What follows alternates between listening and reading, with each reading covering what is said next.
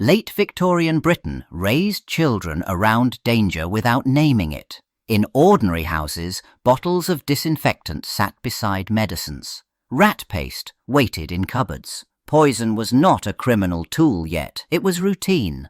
At the local pharmacy, remedies and toxins shared the same counter.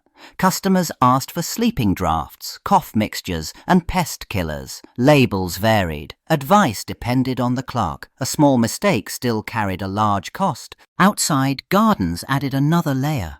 Foxglove, deadly nightshade, and laburnum grew for colour, not caution. Children learned plants by touch. The lesson came later.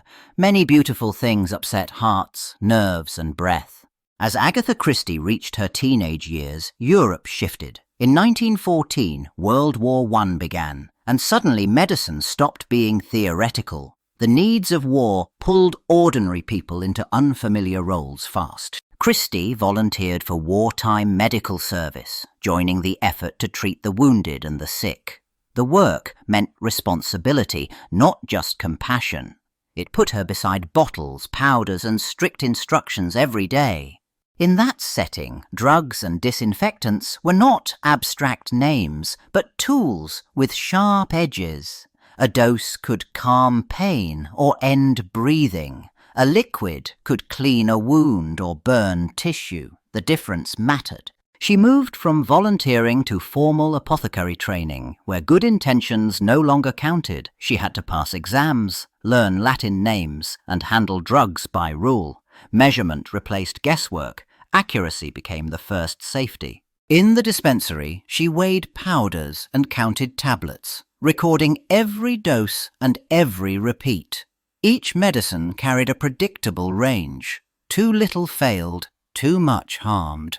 Side effects stopped being rumours, they became patterns she recognized. She also learned what happened when things went wrong. Certain poisons produced specific sequences: nausea, cramps, delirium, collapse, and each suggested an antidote or a response. Poison turned into a timetable. A menace became a measurable list. When her first writing attempts started to stick, the dispensary facts stopped being just work knowledge and became story machinery. She shaped a murder around what a killer could actually get and how long it took. Her training let her turn chemistry into clues people could follow. A dose looked harmless, symptoms arrived in a pattern, and an antidote existed but arrived too late. The timetable stayed believable minute by minute. Then she used misdirection, the way a pharmacist used labels and instructions.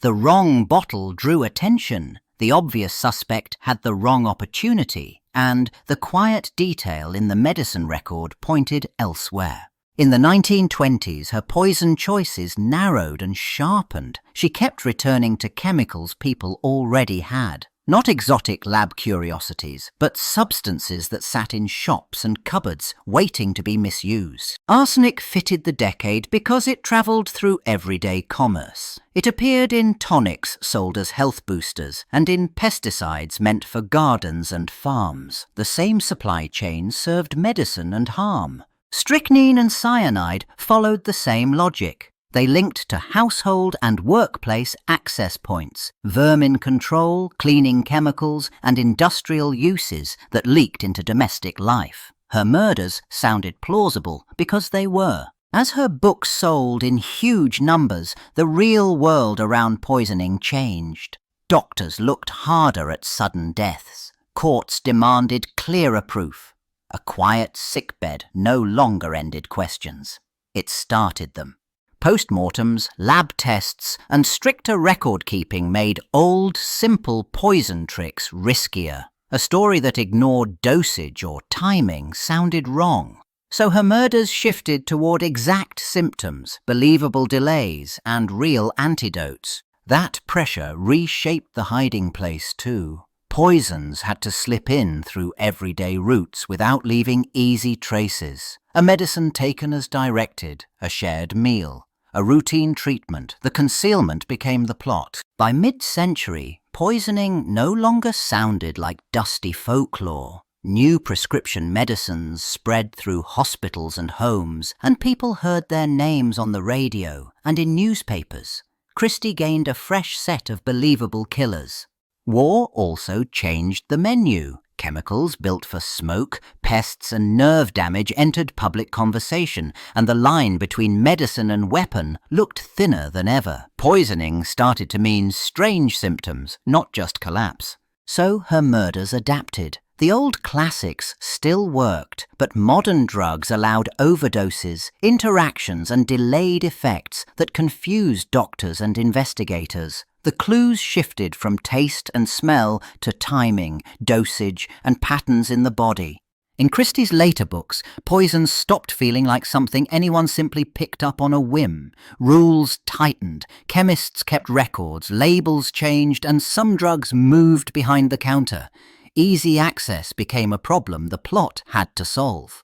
So her killers relied less on casual shopping and more on loopholes, forged prescriptions, borrowed authority, and supplies diverted from hospitals and labs. The method had to pass new checks.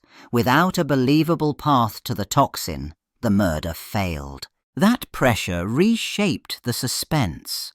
A poisoner now risked being noticed before anyone got sick, leaving paper trails and witnesses. Christie's later puzzles treated regulation as an obstacle and a clue because control changed what was possible and what looked suspicious. After her era ended, something unexpected happened. Her poison plots kept working, but in real hospitals.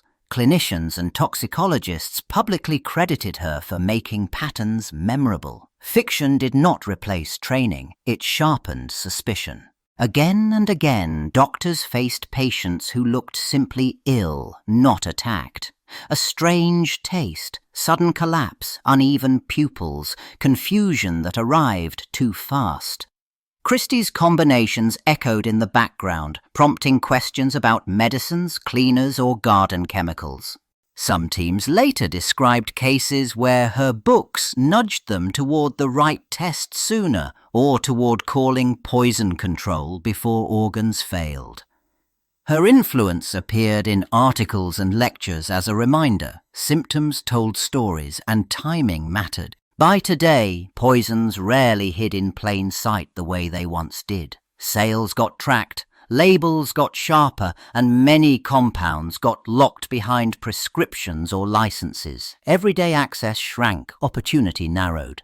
Medicine also changed how fast suspicion formed. Poison control centers guided doctors through symptoms and likely culprits. Hospitals tested blood and urine. Forensic toxicology mapped trace chemicals after death. Proof arrived sooner. And yet, Christie's murders still felt possible because systems depended on people. A dose still could be hidden in routine care, mistaken for illness, or delayed by uncertainty. Regulation reduced risk. It never erased it.